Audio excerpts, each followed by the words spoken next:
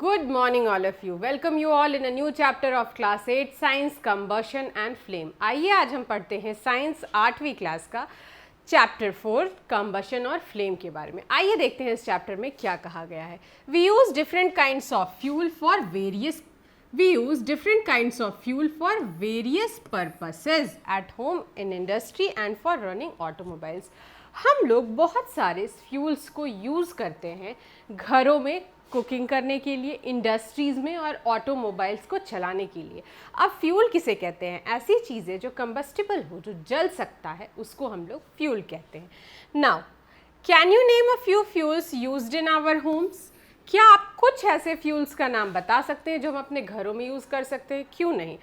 LPG, ठीक है, और उसके बाद यूज़ करते हैं हम लोग कोयला, coal, okay, kerosene oil and etc. etc. And for automobiles, petrol, diesels, these all are fuels क्योंकि ये जल सकते हैं, इनके हेल्प से ऑटोमोबाइल्स चलते हैं. Okay, name a few fuels used in trade and industry. What are the fuels used for running automobiles? Okay, now questions are asked कि ऐसे कौन से फ्यूल्स होते हैं जो कि ऑटोमोबाइल्स को चलाने में हेल्प करते हैं. Earlier only I have told you petrol and diesel. Okay, your list will contain fuels like cow dung, wood, coal, charcoal, petrol, diesel, compressed natural gas, etc. Okay, तो ये जो हमारा सारा सवाल पूछा गया हमारे चैप्टर में, जैसे कि कुछ फ्यूल्स का नाम बताइए जो हम घरों में यूज़ करते हैं, कुछ फ्यूल्स का नाम बताइए जो कि हम ट्रेड एंड इंडस्ट्री में यूज़ करते हैं, और कुछ ऐसे फ्यूल्स का नाम बताइए जो हम ऑटोमोबाइल्स को रन करने में चलते हैं. तो जब हम इनका आंसर दे रहे थे तो हमारे पास एज यूजुअल क्या आंसर्स आ रहे थे? काउ डंग, पेट्रोल, डीजल्स, ये सारा हमारा आंसर सारा था. ओके, तो हम लोग जो हैं ये सारे आंसर से तो फेमिलियर हैं ही.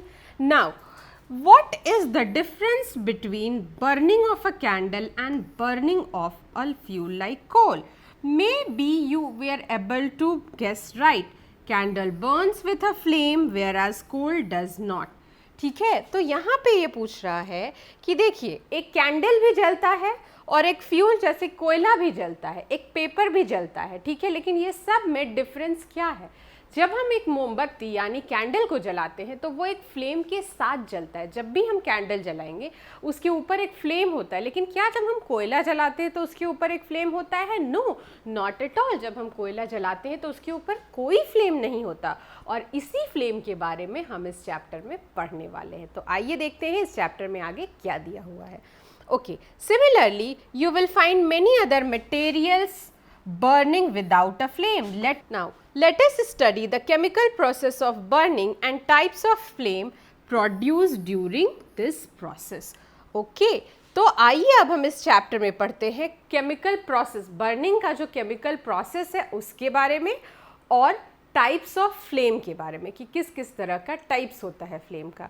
Now further in this chapter we will learn that what is combustion. Combustion क्या होता है? तो now we'll study that what is a combustion. Okay, recall the activity of burning of magnesium ribbon performed in class 7. class 7 में आप लोगों ने एक activity किया था जिसमें हम लोग एक मैग्नीशियम रिबन को बर्न करते थे. तो जब हम लोग मैग्नीशियम रिबन को बर्न करते थे तो उससे क्या निकलता था? मैग्नीशियम ऑक्साइड, हीट और लाइट. ओके, क्लास 7 में हम लोगों ने एक एक्टिविटी किया था जिसमें हम लोग क्या करते थे कि मैग्नीशियम रिबन को बर्न करते थे, और उससे मैग्नीशियम जब बर्न करते थे हम लोग मैग्नीशियम रिबन को, तो मैग्नीशियम ऑक्साइड प्रोड्यूस होता था और उसके साथ हीट और लाइट भी प्रोड्यूस होता था. We can perform a similar activity with a piece of charcoal. Hold a piece with the pair of tongs and bring it near the flame of a candle और a Bunsen burner. What do you observe?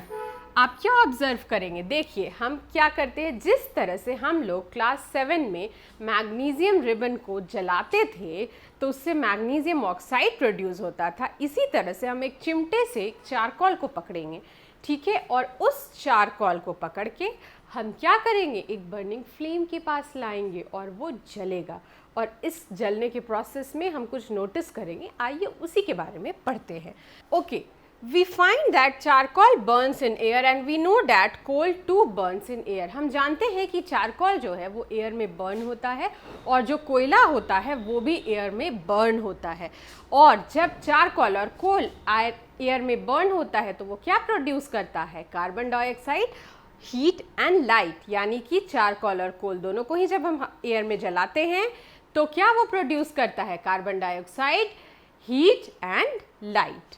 Okay, now अब हम पढ़ते हैं उस process के बारे में जिस प्रोसेस के थ्रू चीज़ें ऑक्सीजन में बर्न होती हैं. Okay, a chemical process in which substance react with oxygen to give off heat is called combustion. Combustion कहते किसे हैं? सबसे पहले तो ये जानिए कि combustion is very very very important definition of this chapter. Combustion किसे कहते हैं? ऐसा केमिकल प्रोसेस जिसमें चीज़ें ऑक्सीजन से रिएक्ट करती हैं और क्या देती हैं? हीट देती हैं. ओके, इस केमिकल प्रोसेस को, इस पर्टिकुलर केमिकल प्रोसेस को हम क्या बोलते हैं? कंबशन बोलते हैं. जब आएगा एग्जाम में आपका व्हाट इज कंबशन तो क्या लिखेंगे? A chemical process in which substance react with oxygen to give off heat. Okay, chemical process in which the substance react with oxygen to give off heat. या आप इतना याद कर सकते हैं, react with oxygen to give heat. इस process को combustion बोलते हैं. ठीक है, substance react with oxygen to give off heat is called combustion. Combustion, what is a combustion? Combustion is a chemical process in which the substance react with oxygen to give off heat is called combustion. Okay, now the substance that undergoes combustion is said to be combustible or it is called a fuel. Okay, हमने आपको पहले ही बताया था what is fuel. ऐसी चीज़ें जो जल सके उसे हम fuel कहते हैं. ठीक है, और इसको हम combustible भी बोलते हैं. Okay, what is combustible? The substance that undergoes combustion is said to be combustible. It is also called fuel. आप ये बताइए, क्या पानी combustible है? नहीं. ऐसी चीज़ें जो ऑक्सीजन के साथ रिएक्शन में आते ही जलें और वो हीट प्रोड्यूस करें उसको हम combustible substance बोलते हैं, उसको हम fuel बोलेंगे. लेकिन water is not a fuel. Okay, the fuel may be solid, liquid और gas. Yes, जो फ्यूल है वो हमारा सॉलिड भी हो सकता है, लिक्विड भी हो सकता है और गैस भी हो सकता है. तो आइए हम कुछ एग्जाम्पल पढ़ते हैं सॉलिड फ्यूल्स के. Solid fuel coal, charcoal. Liquid fuel LPG, gas CNG, compressed natural gas. Okay, sometimes light is also given off during combustion either as a flame or as a glow. कभी कभी combustion के process में हम लोगों को light भी मिलता है, आइदर एज अ फ्लेम, यानी कि फ्लेम जलाने से भी क्या होता है? फ्लेम जब जलता है तो क्या होता है? लाइट प्रोड्यूस होता है. ओके, और as a glow. Got it? Now in the reaction mentioned above, magnesium and charcoals are combustible substance. ऊपर में जो हम लोगों का कुछ रिएक्शन दिया हुआ है उसमें मैग्नीशियम के बारे में कहा गया है कि मैग्नीशियम को हम लोग क्लास 7 में क्या करते थे? मैग्नीशियम रिबन को जब लाते थे तो क्या मिलता था? मैग्नीशियम ऑक्साइड मिलता था और लाइट और हीट प्रोड्यूस होता था. ठीक है ना, और चारकोल को जलाते थे तो हीट प्रोड्यूस होता था. तो ये जो चारकोल और मैग्नीशियम है जिसका बात हम लोग ऊपर पहले किए थे, तो वो क्या है? वो कंबस्टिबल सब्सटेंस है. क्यों कंबस्टिबल सब्सटेंस है? क्योंकि ये ऑक्सीजन के साथ रिएक्ट करते हैं और gives off heat. Okay, now we were told that food is a fuel for our body. ये जो हमारा हम लोगों को बताया गया है कि फूड जो है वो फ्यूल है हमारे बॉडी के लिए. ठीक है, क्यों? क्योंकि हम लोग खाना नहीं खाएंगे तो हम लोग नहीं चल पाएंगे, हमारे बॉडी में एनर्जी प्रोड्यूस नहीं होगा. सो what it is that food is a fuel for our body. Food जो है हमारे बॉडी के लिए फ्यूल है. नाउ फर्दर हम पढ़ते हैं कि इसमें क्या दिया गया है. Okay, now rightly so in our body food is broken down by reaction with oxygen and heat it produce. We learned that in class 7. Class 7 में हम लोगों ने पढ़ा था कि हम लोग जो खाना खाते हैं वो क्या होता है? वो ऑक्सीजन के साथ रिएक्ट करता है और हम लोगों के बॉडी में एनर्जी और हीट को प्रोड्यूस करता है. इसलिए फूड को हमारे बॉडी के लिए फ्यूल कहा गया है. Got it? Now activity 4.1. Collect some materials like straw, matchstick, kerosene oil, paper, iron nails, torn pieces, glass etc. Under the supervision of teacher, try to burn each of these materials one by one. If combustion take place, mark the material combustible and otherwise mark it non-combustible. ठीक है, यहाँ पे क्या है, कुछ हम लोगों को certain list of things दिए गए हैं. ठीक है, उन सारे चीज़ों को हम वन बाय वन करके जलाने का कोशिश करेंगे और जो चीज़ें जल जाएंगी यानी कि वो कंबस्टिबल सब्सटेंस है और जो चीज़ें नहीं जलेंगी वो नॉन कंबस्टिबल सब्सटेंस है, यानी ऐसी चीज़ें जो जलें ऑक्सीजन के साथ रिएक्ट करके हीट प्रोड्यूस करे, that is combustible substance, and जो चीज़ें ना जले वो नॉन कंबस्टिबल सब्सटेंस होता है. Earlier also what we have read that what is combustion? Combustion, the chemical process in which a substance react with oxygen to gives off heat. ठीक है, ऐसा chemical process जिसमें जो substance है वो oxygen के साथ react करके heat दे, उस process को हम combustion कहेंगे. Okay, this is very very important and मैं throughout the chapter इसको बार बार repeat करती रहूँगी कि आपके दिमाग से ये निकले नहीं कि combustion किसे कहते हैं और combustible substance किसे कहते हैं. आओ अब हम आगे पढ़ते हैं. Okay, now combustible and non combustible substance. यहाँ पे देखिए सब्सटेंस का नाम दिया गया है, ये एक कॉलम है जिसमें लिखा हुआ है कि चीज़ें कंबस्टिबल हैं, ये एक कॉलम है जिसमें लिखा हुआ है कि चीज़ें नॉन कंबस्टिबल हैं. ओके, आपको दोनों में से किसी एक पे टिक करना है. वुड, अगर आप उसको जलाएंगे तो क्या होगा, वुड जल जाएगा. Yes, it is combustible. Paper, it is combustible, वो जल जाएगा. आयरन नेल्स, नो, वो जल्दी नहीं जलेगा, उसको बहुत देर तक जलाना होगा हाई टेम्परेचर पे. Kerosene oil, it is combustible. Stone piece, no, it is not combustible. It is combustible. Charcoal, combustible. Match stick, combustible. Glass, non combustible. Okay, can you name some more substance which are combustible? You can add those in table 4.1. अगर आपको कुछ और चीज़ें जो आप सोचते हो कि कंबस्टिबल हो तो आप इसको 4.1 में ऐड कर सकते हैं. Okay, now let us investigate conditions under which combustion take place. अब हम लोगों ने पढ़ा कि कंबशन किसे कहते हैं. प्रोसेस को कहते हैं जिसमें चीज़ें ऑक्सीजन के साथ रिएक्ट करती हैं हीट प्रोड्यूस करने के लिए. अब हम पढ़ेंगे ऐसा कौन कौन सा कंडीशन है जिसमें कि कंबशन होता है. ठीक है, कंबशन एक ये जो केमिकल प्रोसेस इसको होने के लिए क्या कंडीशंस चाहिए हम लोगों को. ओके, आइए अब हम आगे से पढ़ते हैं. ये जानने के लिए कि हम लोगों को क्या कंडीशंस चाहिए कंबशन होने के लिए, हम एक एक्सपेरिमेंट करते हैं. Fix a lighted candle on a table. एक लाइटेड कैंडल को टेबल पे आप रख दीजिए. Put a glass chimney over the candle and rest it on a few wooden blocks such a way that the air can enter the chimney. Okay, देखिए यहाँ पे क्या करना है. In short I am telling you this experiment. देखिए एक candle है, इसको रखिए एक वुडन प्लैंक पे रख सकते हैं, एक पटरे पे, और नीचे से 2 स्टिक्स घुसा दीजिए इस तरह से कि स्पेस रहे, यानी कि यहाँ से नीचे से एयर जो है वो जा सके.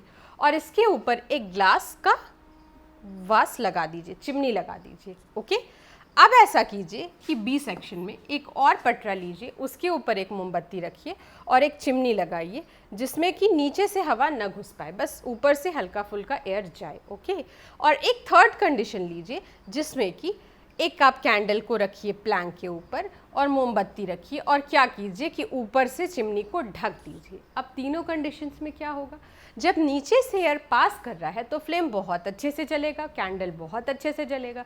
लेकिन जब नीचे से एयर पास नहीं कर रहा है, ऊपर से बस हल्का फुल्का एयर पास कर रहा है, तो ये क्या होगा, हल्का हल्का जलेगा और बिल्कुल क्या होगा, वो बस धुआं देगा. उसका जो मोमबत्ती का ऊपर का निब होता है ना, उससे धुआं निकलेगा.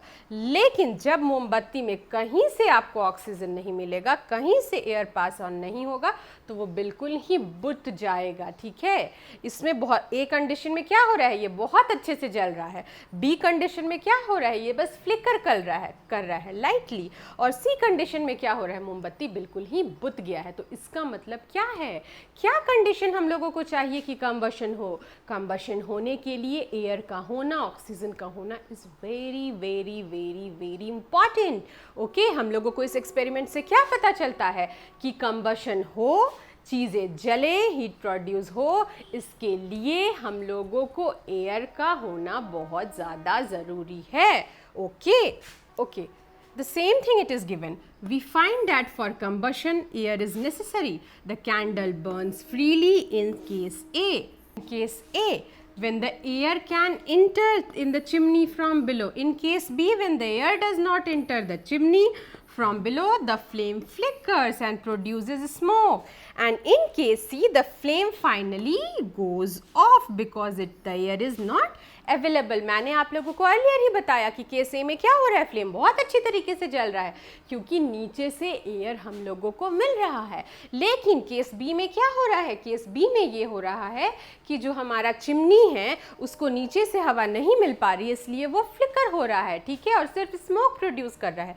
और केस सी में क्या हो रहा है कि जब एयर बिल्कुल भी नहीं मिल रहा है तो जो कैंडल है वो बिल्कुल ही बुझ गया, फ्लेम जो है वो बिल्कुल ही बुझ जाता है. Got it? Now okay, now we have read that the sun produces its own heat and light. हम लोगों ने पढ़ा है कि जो सन है वो अपना ही हीट और लाइट को प्रोड्यूस करता है. In sun the heat and light are produced by nuclear reaction. You will learn about this process in higher classes. ठीक है, जो सूर्य है वो किस तरह के प्रोसेस से अपना हीट और लाइट खुद प्रोड्यूस करता है, उस प्रोसेस को हम न्यूक्लियर रिएक्शन बोलेंगे. और आगे हम लोग हायर क्लासेस में जब जाएंगे तो न्यूक्लियर रिएक्शन के बारे में पढ़ेंगे. ओके, नाउ अब हम देखते हैं activity 4.3. Place a piece of burning wood on a charcoal और ऑन आयरन प्लेट और तवा. Cover it with glass jar और टम्बलर और transparent plastic jar. Observe what happened. Does charcoal stop burning after some time? Can you think of the reason why it stops burning? क्या करना है, आपको तवे पे एक जलता हुआ चारकोल लेकर के रख देना है. ठीक है, तवा पे रख सकते हैं, आयरन प्लेट पे रख सकते हैं या किसी भी चीज़ पे रखिए. ठीक है, वो जल रहा है. अब आप क्या कीजिए कि उसके ऊपर एक ग्लास का जार होता है उसको पलट के रख दीजिए. इससे क्या होगा कि जो एयर है वो पास ऑन अंदर नहीं होने पाएगा, यानी कि जलते हुए चारकोल को एयर नहीं मिलेगा. तो क्या होगा, वो बुझ जाएगा. ठीक है, ये एक्टिविटी आपको यही बताने का कोशिश कर रहा है कि how much the air is necessary for a combustion to happen. वो जलता हुआ जो चारकोल है वो बुझ जाएगा. क्यों? क्योंकि ग्लास जार से जब आप उसको ढक रहे हैं तो एयर का सप्लाई कट ऑफ हो जा रहा है. Got it? Now you might have heard that when a clothes of a person catches fire. Now, you might have heard that when a cloth of a person catches fire, it is covered with a blanket. हम लोगों ने देखा है, बहुत जगह सुना भी है कि जब किसी के कपड़े में आग लग जाता है तो क्या करते हैं हम लोग, उसको ब्लैंकेट में लपेट देते हैं. ठीक है, उससे क्या होता है, एयर का सप्लाई बंद हो जाता है और जो आग है वो फैलता नहीं है, वो जितना है उतना ही में रहता है और वो बुझ जाता है. Got it? Now we have read that when a person's clothes catches fire, it is covered with blanket to extinguish fire. ठीक है, मैंने आप लोगों को पहले भी बताया कि अगर किसी के कपड़ों में आग लग जाए तो हम उसे ब्लैंकेट से ढक देते हैं ताकि आग बुझ जाए. Now recall some of our experiences. Does a matchstick burn by itself? How does it burn? You must have heard an experiment of burning of a piece of paper. Does it burn when a burning matchstick is born near it? Okay, can you burn a piece of wood by bringing a lighted matchstick near it? Okay. अब देखिए, हम लोगों ने अब तक पढ़ा what is combustion, what is combustible substances, what is non-combustible substances, what is the condition required for combustion to happen. अब हम पढ़ते हैं कुछ आगे. देखिए क्या होता है हम लोगों के साथ कि जब हम मैचस्टिक, एक जलता हुआ मैचस्टिक को एक पेपर के पास लाते हैं, एक पेपर से बिल्कुल जलता हुआ मैचस्टिक को आप सटाइएगा, पेपर धक से आग पकड़ लेगा. ओके, पर क्या ये सेम चीज़ हैपन होगा अगर आप किसी लकड़ी के टुकड़े के पास मैचस्टिक को लाएंगे? No, not at all. अच्छा, एक और चीज़ आप कॉमन सेंस से सोच सकते हैं. एक सिंथेटिक साड़ी लो और उसके पास मैचस्टिक लाओ, वो बिल्कुल से फटाक से पकड़ लेगा आग और सिंथेटिक साड़ी जल जाएगा. लेकिन कॉटन की जो साड़ी है वो जो उसका स्पीड ऑफ जलना होगा वो कम होगा और वो जल्दी आग पकड़ता भी नहीं है. प्योर कॉटन के कपड़े जल्दी आग नहीं पकड़ते हैं. ठीक है, तो क्या आप नोटिस किए हैं कि ये ऐसा क्यों होता है? क्या ऐसा बात नहीं है कि डिफरेंट सब्सटेंस को डिफरेंट टेम्परेचर चाहिए आग पकड़ने के लिए? ऐसा होता है? देखते हैं आगे हम इससे क्या सीख पाते हैं। Now why do you have to use a paper और kerosene oil to start fire in wood और coal? Have you heard forest fire? आप लोगों ने सुना होगा कि केरोसिन ऑयल का यूज़ करते हैं या पेपर का वुड को या कोल को जलाने के लिए, ठीक है। जब ठंडी के दिन में क्या होता है, हम लोग आग तापते हैं ना, तो बहुत सारा लकड़ी का प्लैंक्स रखते हैं जलाने के लिए, तो उसके प्लैंक्स पे हम केरोसिन ऑयल को छिड़कते हैं, फिर मैच स्टिक लगाते हैं, ओके, तब हम लोग आग ताप पाते हैं और वो बहुत देर तक धीरे धीरे धीरे धीरे जलता है, ठीक है। लेकिन अगर पेपर का कुछ टुकड़ा डाल दीजिएगा तो सिर्फ एक छोटी सी माचिस की तिल्ली फटाक से आपका पूरा एकदम लहरा देगा, आग जला देगा, ठीक है। तो क्या आप सोचें कि दोनों में क्या डिफरेंस होता है और क्यों ऐसा होता है? Now have you heard of forest fire? क्या आप लोग सुने हैं फॉरेस्ट फायर के बारे में? अब हम पढ़ते हैं जंगल की आग के बारे में। जब बहुत ज़्यादा गर्मियाँ पड़ती हैं तो जंगल में जो सूखी घास रखी हुई होती है उसमें हीट की वजह से आग लग जाता है और जंगल की आग को बुझाना भी बहुत मुश्किल होता है। तो ये जो हमारा एक्सपीरियंस है कि एक पेपर के पास एक माचिस की तिल्ली जली हुई लाते हैं तो पेपर फटाक से आग पकड़ लेता है, लेकिन वहीं एक वुडल प्लैंक जो होता है उसमें आप माचिस की तिल्ली जलाइएगा तो वो तुरंत से आग नहीं पकड़ता है, ठीक है। जंगल में पेड़ में आग नहीं लगता है, सूखे घास पत्तियों में जल्दी से आग लग जाता है। तो ये जो सारा एक्सपीरियंस है हमारे पास, ये हम लोगों को क्या शो करता है कि हम लोगों को बहुत सारे जो डिफरेंट सब्सटेंस हैं वो डिफरेंट टेम्परेचर पे आग को पकड़ते हैं, मतलब कि डिफरेंट टेम्परेचर्स पे वो जलते हैं। तो जो लोएस्ट टेम्परेचर किसी भी सब्सटेंस को चाहिए जलने के लिए उसको हम इग्निशन टेम्परेचर बोलते हैं। इसके बारे में अब हम पढ़ेंगे, okay. Now do these experiences tell you that different substances catches fire at different temperature?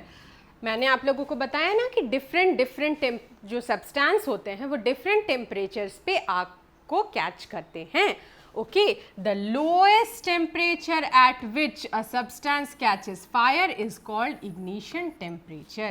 This is very important, okay. ये बहुत important definition है। Question can be asked that what is ignition temperature? तो हम क्या याद रखेंगे? Lowest temperature at which the substance catches fire. Lowest temperature याद रखेंगे तो मेरे दिमाग में स्ट्राइक करेगा कि हाँ, कोई भी सब्सटेंस का लोएस्ट टेम्परेचर जिसपे कि फायर कैच कर जाए उसको हम इग्निशन टेम्परेचर बोलते हैं। What is ignition temperature? The lowest temperature at which the substance catches fire is called ignition temperature. The lowest temperature at which the substance catches fire is called ignition temperature. सबसे कम temperature जिस पे कोई भी substance fire को catch करेगा उसको ignition temperature बोलेंगे। Can you tell why a match stick does not catch fire on its own at room temperature? Okay, क्या आप ये बता सकते हैं कि जो मैच स्टिक होता है, माचिस की डिब्बी होती है, उसमें से एक मैच स्टिक निकालिए और रूम पे रख दीजिए, क्या उसमें खुद से आग लगेगा? नो, नॉट एट ऑल, क्योंकि उसका इग्निशन टेम्परेचर जो होता है वो रूम टेम्परेचर से ज़्यादा होता है, okay. Now, why does the matchstick start burning on rubbing it on the side of the match box? क्यों एक मैच स्टिक जो होता है, जो एक माचिस की तिल्ली होती है, जब उसको मैच बॉक्स के साइड में रब करते हैं तो फायर जो होता है वो कैच कर लेता है, क्योंकि रबिंग से हीट प्रोड्यूस होता है तो टेम्परेचर राइज करता है और फायर कैच हो जाता है, ओके। नाउ अब हम पढ़ेंगे मैच स्टिक की हिस्ट्री के बारे में। The history of matchstick is very old. More than 5,000 years ago, small pieces of pine wood dipped in sulfur were used as matches in ancient Egypt. The modern safety match was developed only with 200 years ago. Okay. Egypt में use करते थे हम लोग जब बनाते थे match stick, तो कुछ यहाँ पे दिया हुआ है 5,000 ईयर्स अगो पहले क्या करते थे, पाइन वुड जो होता है, पाइन का जो वुड होता है उसको डिप करते थे हम लोग सल्फर में और इस तरह से हम लोग मैचेस बनाते थे, ठीक है। नाउ अब हम लोग जो सेफ्टी पर्पस के लिए उसका थोड़ा प्रोसेस को चेंज कर दिए है, ठीक है। और ये जो प्रोसेस है हमारा, ये 200 ईयर्स पहले जो है इन्वेंट हुआ है, okay. A mixture of antimony trisulphide, potassium chlorate and white phosphorus with some glue and starch was applied on the head of match made of suitable wood, okay. अब क्या करते हैं, एंटीमोनी ट्राइसल्फाइड, पोटेशियम क्लोरेट और white phosphorus को क्या antimony trisulphide, potassium chlorate and white phosphorus को glue और कुछ स्टार्च के साथ मिक्स करते हैं और किसी भी सुटेबल लकड़ी का तिल्ली बनाते हैं और उसके ऊपर उसको लगा देते हैं। ओके, तो इस तरह से हमारा मैच स्टिक तैयार हो जाता है। Okay, now the when stuck against a rough surface, white phosphorus got ignited due to the heat of friction. This started the combustion of the match. और इस तरह से क्या होता है, हमारा मैच स्टिक तैयार हो गया। क्या हो रहा है, अब हम कैसे मैच स्टिक जलाते कैसे हैं? When stuck against a rough surface, white phosphorus got ignited due to the heat of friction. हमारा क्या क्या मिला हुआ है? Antimony trisulphide, potassium chlorate and white phosphorus. Glue और स्टार्च के साथ मिलाएं, किसी भी सुटेबल वुड का हम तिल्ली बनाए छोटा छोटा, उसके ऊपर उसको लपेट दिए। ठीक है, उसको रफ सरफेस पे ऐसे रब किए, क्या हो गया? जल गया माचिस का तिल्ली। नाउ अब क्या है हमारा कि कभी आप सोचे कि ऐसे ही मैच स्टिक बना करके रखे, वो क्यों नहीं जला? इसलिए क्योंकि रूम टेम्परेचर पे वो उसको इग्निशन टेम्परेचर नहीं मिला, लेकिन जब हम उसको रब किए तो फ्रिक्शन जो रब किए हम मैच स्टिक को, तो एक फोर्स ऑफ फ्रिक्शन है, तो फ्रिक्शन में भी हीट प्रोड्यूस होता है। ठीक है, तो वो उसको रूम टेम्परेचर से हाई लेवल पे लेके गया, तो उसका इग्निशन टेम्परेचर रीच कर गया और फिर वो वाइट फॉस्फोरस जो है वो इग्नाइट हो गया, वो जल गया। अच्छा, अब आगे हम लोगों को ये पता चला कुछ साल, मतलब जो वाइट फॉस्फोरस होता है वो जलाने वाले के लिए भी हानिकारक होता है और जहाँ वो बनता है उसके लिए भी हानिकारक होता है। तो वाइट फॉस्फोरस को हम लोग अब यूज़ नहीं करते हैं। ठीक है, इसके जगह पे हम रेड फॉस्फोरस को यूज़ करते हैं। आइए हम पढ़ते हैं आगे क्या दिया हुआ है। However white phosphorus prove to be dangerous both for workers involved in manufacturing of matches and users. जो वाइट फॉस्फोरस हम लोग यूज़ करते थे ना माचिस की तिल्ली को बनाने में, तो वो यूजर्स के लिए भी डेंजरस था और मेकर्स के लिए भी वो बहुत ही ज़्यादा हार्मफुल होता है। तो आजकल सेफ्टी के लिए हम क्या करते हैं कि जो मैच स्टिक्स होता है उसको हम एंटीमनी ट्राइसल्फाइड और पोटेशियम क्लोरेट के हेल्प से बनाते हैं, और जो रबिंग सरफेस होता है वहाँ पे हम रेड फॉस्फोरस का यूज़ करते हैं। क्यों? क्योंकि वाइट फॉस्फोरस जो होता है वो मेकर्स के लिए भी डेंजरस होता है और यूजर्स के लिए भी डेंजरस होता है। Okay, now the rubbing surface has powdered glass and a little red phosphorus which is much less dangerous. When the match is stuck against the rubbing surface, some red phosphorus get converted into white phosphorus and this immediately reacts with potassium chlorate in the matchstick head and produces enough heat to ignite antimony trisulfate to start combustion. अब क्या होता है हमारा कि हमने दो चीज़ use किया। ठीक है, एंटीमनी ट्राइसल्फाइड और क्या, पोटेशियम क्लोरेट। ठीक है, ये दोनों जो है सो मैचस्टिक की तिल्ली के हेड पे लगा हुआ है। रेड फॉस्फोरस और कुछ पाउडर्ड ग्लास को हम रबिंग सरफेस पे कर दिए। ठीक है, जब हम उसको जलाएं, उसको उस पर रब किए रबिंग सरफेस पे मैचस्टिक को, तो क्या हुआ, रेड फॉस्फोरस जो है आपका वो वाइट फॉस्फोरस में चेंज हो गया, और ये जो है वो आपका पोटेशियम क्लोरेट के साथ रिएक्ट करके क्या किया कि immediately react with potassium chlorate in matchstick head and produce enough heat. ठीक है, और ये जो हीट प्रोड्यूस हुआ वो एंटीमनी ट्राइसल्फाइड को के साथ रिएक्ट करके कंबशन स्टार्ट कर दिया। Got it? These days the head of safety match contains only antimony trisulfide and potassium chlorate. ठीक है, आजकल क्या करते हैं हम लोग, जो मैच स्टिक का तिल्ली बनाते हैं उसका हेड जो है वो बस दो चीज़ से बनाते हैं। Okay, potassium chlorate and antimony trisulphide. ठीक है, और जिस जगह को हम लोग रबिंग सरफेस बनाते हैं वो रेड फॉस्फोरस वहाँ पे और पाउडर ग्लास का मिक्सचर को लगा देते हैं। ओके, क्या होता है कि जब माचिस की तिल्ली को हम रगड़ते हैं उस सरफेस पे, तो जो रेड फॉस्फोरस है वो वाइट फॉस्फोरस में चेंज हो जाता है।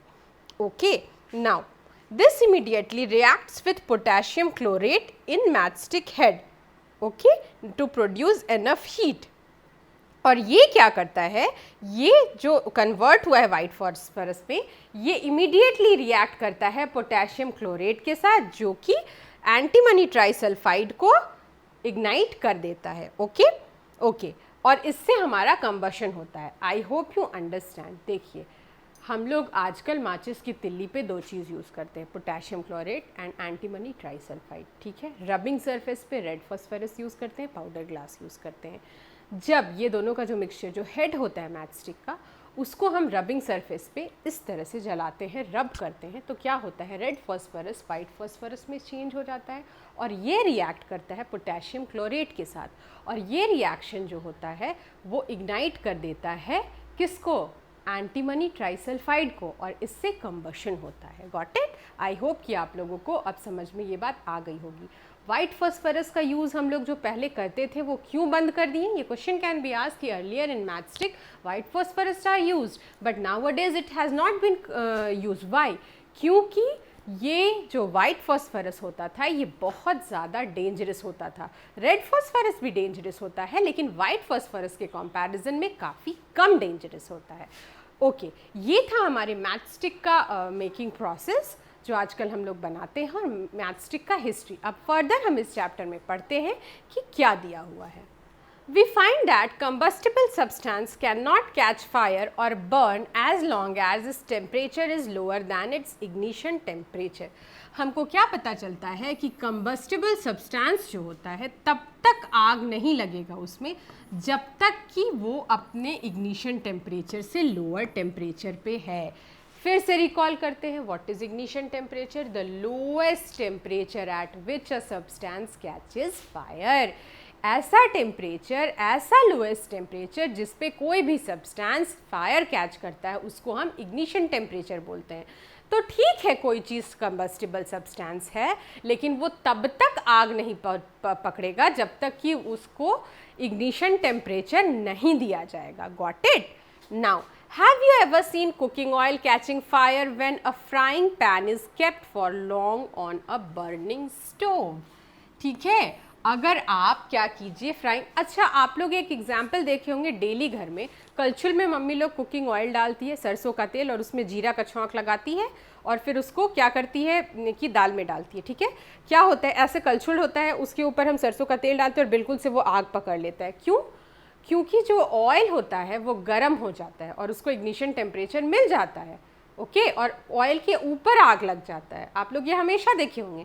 और फिर हम लोग क्या करते हैं कि गैस से कलछुल को नीचे उतार करके उसको प्रेशर कुकर में डालते हैं, तो दाल जो होता है वो हमारा लिक्विड फॉर्म में होता है, तो वो उसको ढक देता है, तो क्या होता है, एयर का कॉन्टैक्ट खत्म हो जाता है, तो वो आग बुझ जाता है। लेकिन it is very dangerous, don't try it. Okay, now kerosene oil and wood do not catch fire on their own at room temperature. Kerosene oil और लकड़ी जो होता है वो रूम टेम्परेचर पे फायर कैच नहीं करता है, but if kerosene oil is heated a little it will catch fire. लेकिन अगर केरोसिन ऑयल को थोड़ा गर्म कर दिया जाए तो वो वहाँ पे आग लग सकता है। Okay, but if would is heated a little it would still not catch fire. आपको पता है, इसीलिए गर्मी के दिनों में जो हम लोग स्टोव जलाते हैं ना, उसमें उसका जो टंकी होता है ना केरोसिन ऑयल वाला, वहाँ कितनी बार आग लग जाता है, वो टंकी फट जाता है, स्टोव का टंकी जो होता है केरोसिन ऑयल का रखने का। तो इसीलिए केरोसिन ऑयल को हम लोग बहुत मतलब सेफ्टी से रखना पसंद करते हैं, क्योंकि वो उसका जो इग्निशन टेम्परेचर होता है वो रूम टेम्परेचर से थोड़ा सा ज़्यादा उसको हीट किया गया तो वो आग पकड़ लेगा। लेकिन ऐसा लकड़ी के साथ नहीं होता है। लकड़ी का एक लॉग लीजिए, एक प्लैंक लीजिए, उसको बहुत देर तक आप गर्म कीजिएगा, बहुत ज़्यादा आग दीजिएगा, कभी कभी उसके ऊपर केरोसिन ऑयल छिड़कना पड़ता है, तब जाके उसमें जो है सो आग लगता है। तो क्या हम ये कह सकते हैं the ignition temperature of kerosene oil is lower than would? Yes, of course, क्यों नहीं। इग्निशन टेम्परेचर जो केरोसिन ऑयल का होता है वो कम होता है would say. Does it mean that we need to take special care in storing kerosene oil? Earlier only I have told you yes, of course it is very necessary to take care that how we are keeping our kerosene oil. Okay, the following activities shows that it is essential for substance to reach ignition temperature to burn. In this activity हम लोगों को ये पता चलेगा कि किसी भी चीज़ को जलने के लिए उसके इग्निशन टेम्परेचर पे पहुंचना बहुत ज़्यादा ज़रूरी होता है। अब हम लोग देखते हैं कि ये क्या एक्टिविटी हम लोगों के पास है। सो हम अब एक एक्सपेरिमेंट करके देखेंगे और एक्सपेरिमेंट से हमको ये पता चलेगा कि कैसे किसी भी सब्सटेंस को जलने के लिए उसके इग्निशन टेम्परेचर तक पहुँचना बहुत ज़रूरी है। हम लोग 2 पेपर लेंगे, पेपर को ऐसे फोल्ड करके उसको कप टाइप का बना लेंगे। ओके, एक पेपर कप में थोड़ा पानी डालेंगे और एक पेपर कप को ऐसे ही ले लेंगे। ठीक है, और दोनों ही पेपर कप्स को हम फ्लेम के पास लेके जाएंगे। देखिए यहाँ पे दिया हुआ है heating water in a paper cup. Okay, यहाँ पे क्या होगा, जिसमें पानी था उसमें उसका पेपर कप में आग नहीं लगेगा, लेकिन जिसमें पानी नहीं था उसमें फटाक से आग लग जाएगा। क्यों? ऐसा क्यों हो रहा है? क्या कोई सोचा? बिल्कुल ऐसा इसलिए हो रहा है कि जिस पेपर कप में हम पानी डाले हैं, तो जब वो हीट हो रहा है तो कंडक्शन के थ्रू क्या हो रहा है, पेपर के थ्रू उसका जो टेम्परेचर है वो वाटर में ट्रांसफ़र हो जा रहा है। ठीक है, इसलिए पानी गर्म हो जाएगा लेकिन पेपर में आग नहीं लगेगा।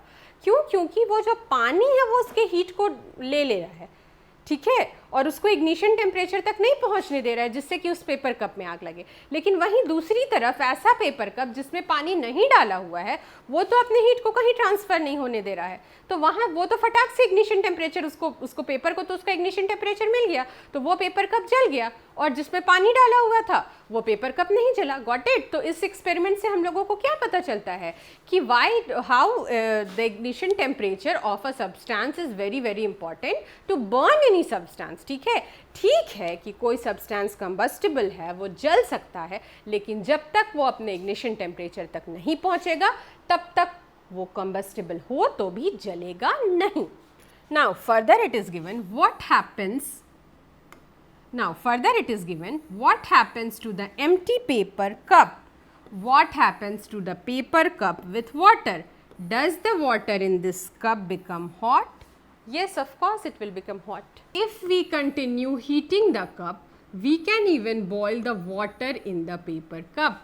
और मैंने आप लोगों को बताया कि अगर पेपर का जो कप बनाए है जिसमें पानी है और उसको देर तक आप रखे रहेंगे ऊपर में फ्लेम के ऊपर, तो पानी बॉयल हो जाएगा। Okay, can you think of an explanation for this phenomena? आप सोचें कि क्यों पेपर कप, एक पेपर कप जिसमें पानी नहीं डाला हुआ था वो तो फटाक से जल गया, लेकिन जिसमें पानी डाला हुआ था वो नहीं जला, इंस्पाइट पानी गर्म हो गया, इवन कि उसको ज़्यादा देर तक हीट किया तो पानी बॉयल भी हो गया। इसके पीछे का एक्सप्लेनेशन क्या हो सकता है? The heat supplied to the paper cup is transferred to the water by conduction. Okay, conduction के थ्रू जो हीट है जो हम पेपर को दे रहे थे वो पानी तक पहुंच गया। So in the presence of water, the ignition temperature of paper is not reached, hence it does not burn. इसलिए पानी के प्रेजेंस में जो पेपर का इग्निशन टेम्परेचर था वो पेपर उस इग्निशन टेम्परेचर तक पहुंच ही नहीं पाया, इसलिए वो नहीं जला। Okay, the substance which have very low ignition temperature and can easily catch fire with a flame is called inflammable substance. Very very important question. What are inflammable substance? Okay, the substance with very low ignition temperature and can catch fire with a flame is called inflammable substance. ऐसे substance जो कि बहुत जल्दी आग पकड़ लें, जिनका कि इग्निशन टेम्परेचर बहुत कम होता है, उसको हम इनफ्लेमेबल सब्सटेंस बोलते हैं। इनफ्लेमेबल, इसमें फ्लेम वर्ड आ रहा है, इससे पकड़ लीजिएगा आप कि ऐसा सब्सटेंस जो कि एक फ्लेम से आग पकड़ ले। ठीक है, जो एक फ्लेम से, inflammables, what are inflammable substance? In inflammable substance the flame word is coming. Okay, तो क्या होगा कि जो एक फ्लेम से आग पकड़ ले, ऐसे सब्सटेंस जिसमें एक फ्लेम से भी आग पकड़ लिया जाए, जिसका इग्निशन टेम्परेचर बहुत लो होता है, उसको हम इनफ्लेमेबल सब्सटेंस बोलेंगे। Okay okay, now here are some examples of inflammable substances like petrol, alcohol, LPG, ETC. ओके, पेट्रोल जो होता है, जो अल्कोहल होता है, एलपीजी होता है, वो हमारा इनफ्लेमेबल सब्सटेंस होता है। कहीं पेट्रोल डाल दीजिए, थोड़ा सा माचिस का तिल्ली मारिए, बिल्कुल फटाक से आग पकड़ लेगा। डीजल डालिए, वहाँ पे आग, थोड़ा सा तिल्ली मारिए, आग पकड़ लेगा। केरोसिन के साथ भी ऐसा ही होता है, हमारा एलपीजी के साथ भी ऐसा ही होता है, तभी तो हम लोग उसको सिलेंडर्स में स्टोर करते हैं, फिर हम लोग उस पर खाना बनाते हैं। Is that clear? तो ये सारा हमारा इनफ्लेमेबल सब्सटेंस है। अब ये बताइए, क्या लकड़ी इनफ्लेमेबल सब्सटेंस है? No, not at all. लकड़ी तुरंत एक फ्लेम से नहीं जलता है, वो इनफ्लेमेबल सब्सटेंस नहीं है। Got it? नाउ अब हम इस चैप्टर में आगे पढ़ेंगे how do we control fire. अब तक तो हम लोगों ने पढ़ा कि आग लगने के लिए कौन कौन सा कंडीशंस रिक्वायर्ड है, ठीक है, लेकिन अगर आग लग जाए बहुत रैपिडली तो उसको हम कंट्रोल कैसे करेंगे। ठीक है, तो आइए अब हम पढ़ते हैं how do we control fire. Now, you must have seen or heard of fire breaking out in homes, shops and factories.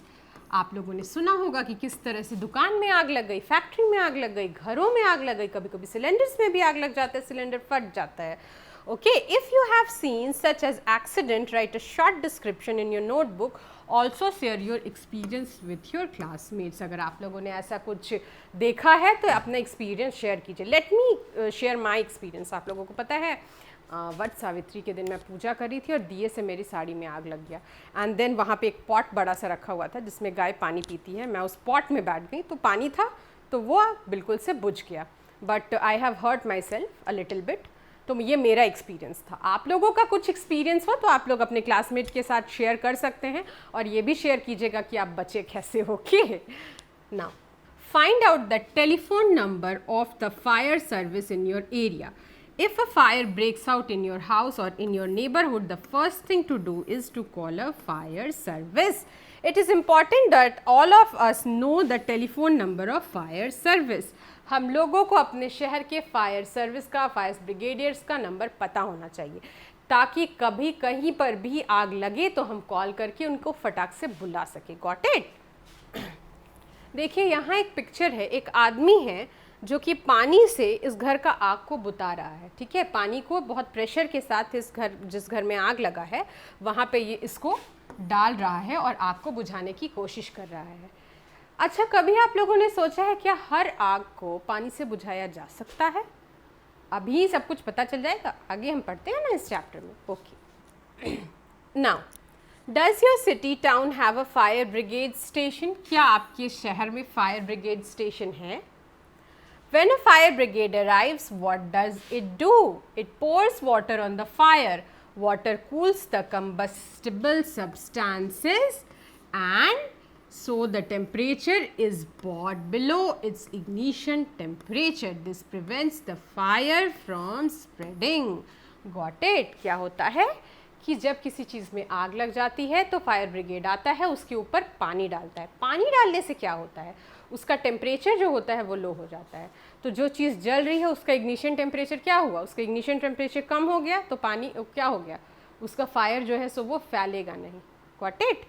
Now water vapours also surround the combustible material helping in cutting off the supply of air. अब जब पानी डाले तो जो पानी का vapours था वो वेपर्स बना, वो क्या किया, वो कंबस्टिबल सब्सटेंस को सराउंड कर लिया जिससे कि एयर से उसका कांटेक्ट ख़त्म हो गया. हम लोग पढ़े हैं ना कि किसी भी चीज़ को जलने के लिए क्या चीज़ का कंडीशन का ज़रूरत है, एयर का प्रेजेंस का ज़रूरत है, उसके बाद उसके इग्निशन टेम्परेचर तक पहुंचने का ज़रूरत है. तो जब कोई चीज़ जल रहा है उसके ऊपर हम पानी डालें तो क्या हुआ, उसका टेम्परेचर नीचे हो गया, यानी इग्निशन टेम्परेचर से टेम्परेचर नीचे हो गया तो तुरंत में आग जो है स्प्रेड नहीं हुआ. उसके बाद जो वेपर्स था वो एयर का सप्लाई को उसको सराउंड कर लिया आसपास से, तो एयर जो हमको मिल रहा था वो उसका जो सप्लाई है वो कट ऑफ हो गया. तो हम लोगों का जो मतलब जो आग है वो और फैला नहीं, वो बुझ गया. Got it? Now you have learn that there are 3 essential requirement for producing fire. हम लोग पढ़े कि what are the essential requirement for producing fires. Okay, fuel, air, heat. Got it? Question can be asked. Write the conditions for catching fire. Okay, and what are the conditions essentials for a combustible substance to catch fire? Question can be asked. Then what will be your answer? Fuel, air and heat. किसी भी चीज़ को जलने के लिए किस किस चीज़ का ज़रूरत है? नंबर 1 फ्यूल का ज़रूरत है, फिर दूसरा एयर का ज़रूरत है और तीसरा हीट का भी ज़रूरत है. ओके, नाउ अभी हम लोगों ने पढ़ा कि किसी भी चीज़ को जलने के लिए 3 चीज़ का ज़रूरत है. फ्यूल, एयर एंड हीट, ये 3 चीज़ों का ज़रूरत होता है किसी भी कंबस्टिबल सब्सटेंस को जलने के लिए. तो क्या इन तीनों में से कोई भी 2 चीज़ का हम जो सप्लाई है अगर कट कर देंगे तो आग बुझाया जा सकता है? आइए अब हम आगे पढ़ते हैं. Okay, now fire can be controlled by removing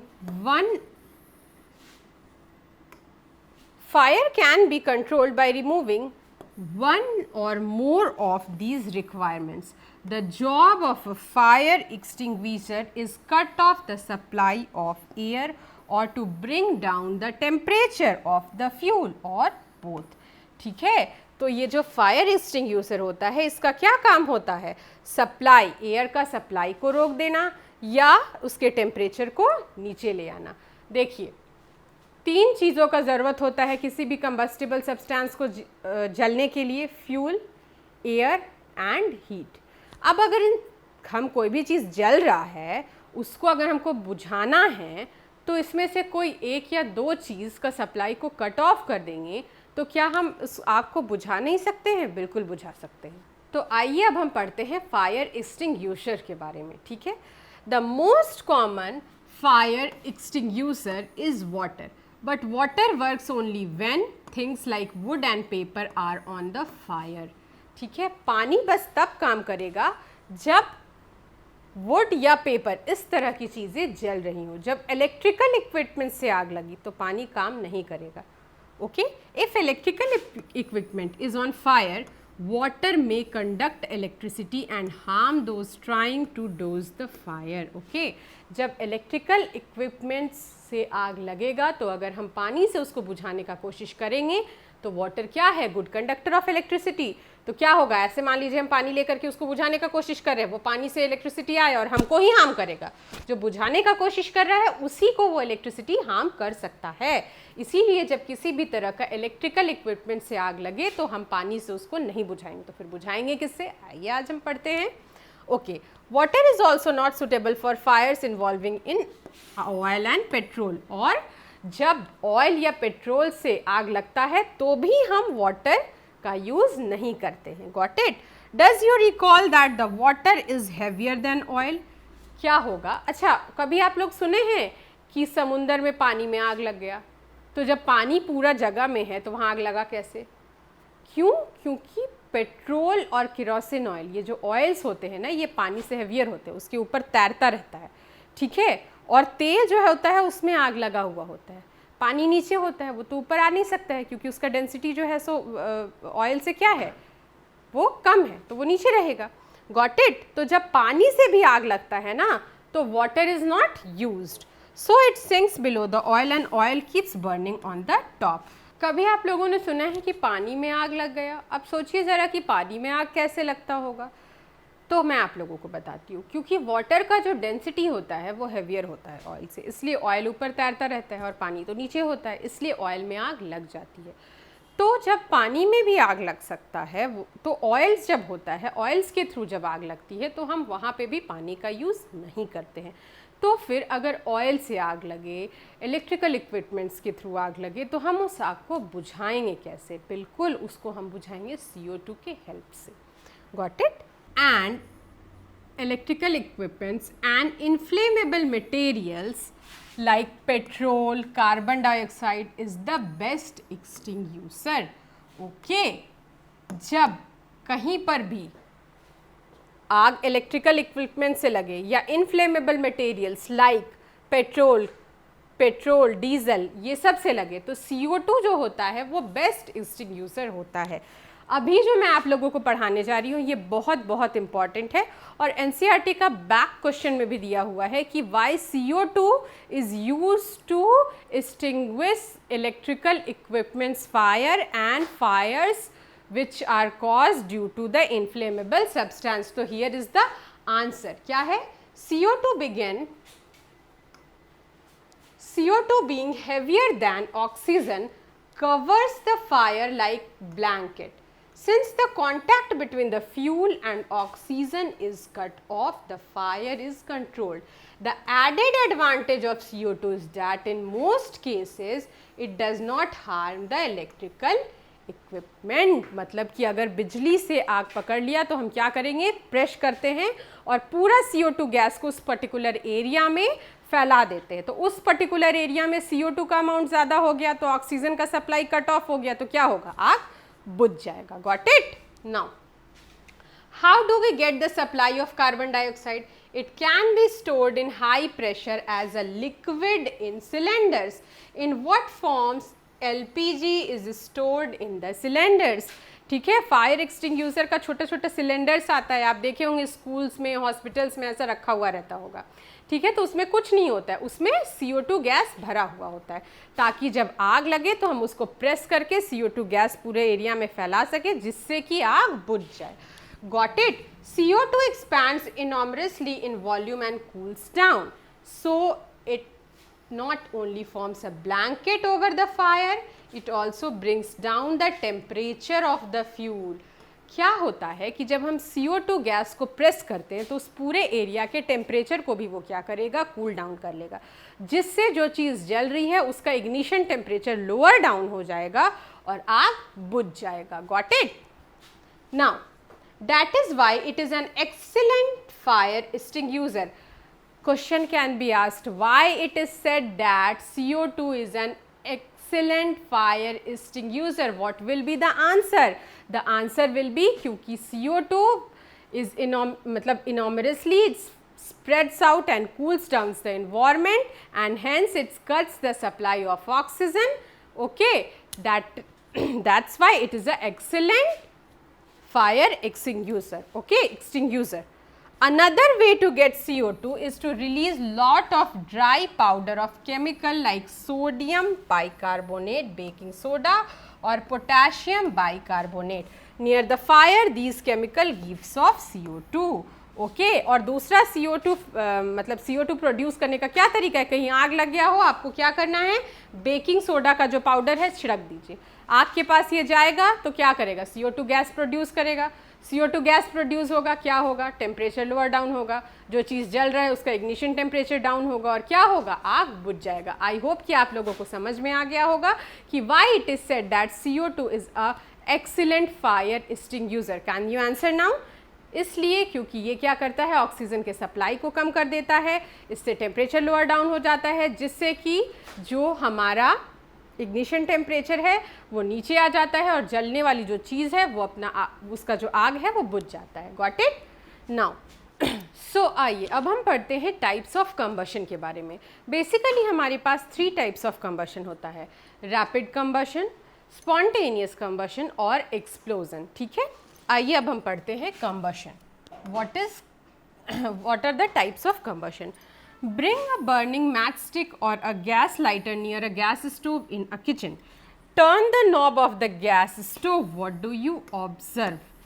क्या कीजिए कि एक बर्निंग मैच स्टिक को, गैस लाइटर को गैस स्टोव जो है किचन के पास लाइए, यानी कि जब हम लोग नॉब ऑन करके जलाते हैं लाइटर से तो गैस जल जाता है. ठीक है, okay. We find that the gas burns rapidly and produces heat and light.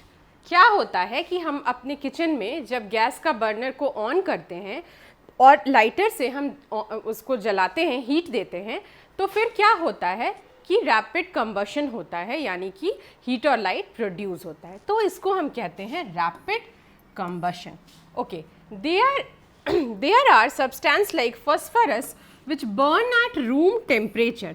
This type of combustion in which a material suddenly bursts into flames without the application of any apparent cause is called spontaneous combustion.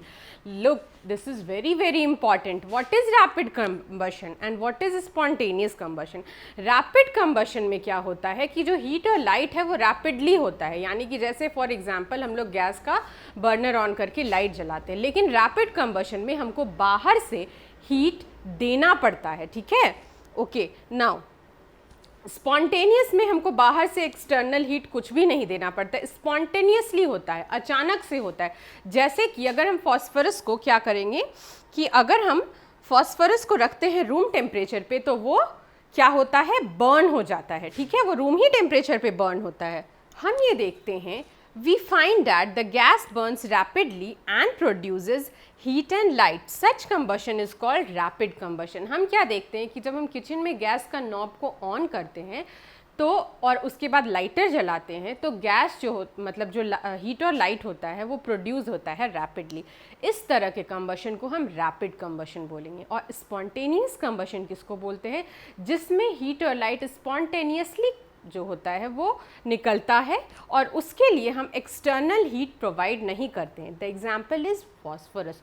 Phosphorus रखा हुआ रहता है और room temperature में ही अचानक से आग लग जाता है, ठीक है। तो ये एग्जाम्पल है स्पॉन्टेनियस कंबशन का। बट रैपिड कंबशन में जी हाँ, आग लगती है, हीट और लाइट प्रोड्यूस होता है, लेकिन हमको एक्सटर्नल हीट प्रोवाइड करना पड़ता है, जैसे कि हम गैस का बर्नर को ऑन करके गैस जलाते हैं या स्टोव जलाते हैं, तो वैसा होता है।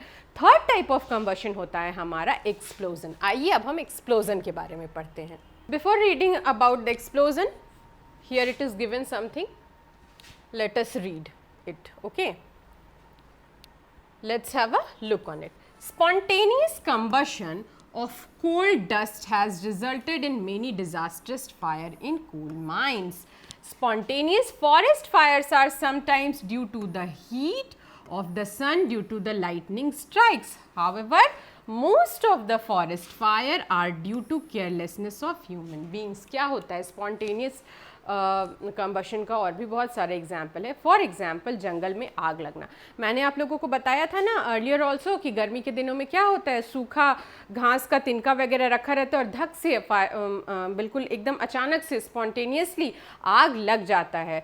उसके बाद क्या होता है, जो कोल माइंस होते हैं उसमें कोल रखा हुआ होता है और वहाँ का टेम्परेचर राइज करता है, तो कोल माइंस में भी जो है वो आग लग जाता है। और ये बहुत ही डिज़ास्ट्रस होता है क्योंकि खुद से लग रहा है ना आग, हमको कहीं से हीट नहीं देना है, वहाँ पर हम हैं काम कर रहे हैं, अब हमको थोड़ी पता चल रहा है कि कब टेम्परेचर राइज कर गया और आग लग गई। तो spontaneous combustion is very very it's very very dangerous. Okay, it is important to remember that campfire must be completely extinguished before leaving the forest after a picnic or a visit. अच्छा, एक और बात है कि ये देखिए कि कभी कभी तो होता है ऐसा कि जैसे बिजली कड़का, कहीं बिजली किसी पेड़ पे गिर गया तो आग लग गया, या फिर समर का सीज़न है, टेम्परेचर राइज किया तो सूखे घास में आग लग गया। लेकिन कभी कभी ह्यूमन बींग्स के जो केयरलेसनेस है उसकी वजह से भी जंगल में आग लगता है, ठीक है। कैंप में गए, कैंप फायर हम लोग जलाते हैं साइड में कि हाँ भाई हम लोगों को रोशनी मिले, और हम लोग जब कैंप से लौटते हैं तो वो कैंप फायर को हम लोग बुझाते नहीं हैं। तो it is very very important to be careful. Okay, now we generally have fireworks on festival days. हम लोगों का जो फेस्टिवल डेज, स्पेशली दिवाली में क्या होता है, हम लोग की कुछ मतलब दिया विया जलाते हैं। Okay, when a cracker is ignited, a sudden reaction take place with the evolution of heat, light and sound. A large amount of gas formed in the reaction is liberated. Such a reaction is called explosion. Okay, now what is the difference between rapid combustion, spontaneous combustion and explosion? In rapid and spontaneous combustion, heat and light is produced, but in explosion heat, light and sound is also produced. ये सबसे बड़ा difference है। आप लोगों को बात समझ में आ रही है? एक्सप्लोजन में क्या होता है, आपका हीट और लाइट तो प्रोड्यूस होता ही है, साउंड भी प्रोड्यूस होता है। हम लोग क्रैकर्स में क्या करते हैं, आग लगाते हैं और क्रैकर्स तो वो फटता है तो चिंगारी भी निकलता है, उसमें से हीट भी निकलता है, लेकिन साउंड भी करता है वो, ठीक है, स्पेशली आपको atom bomb.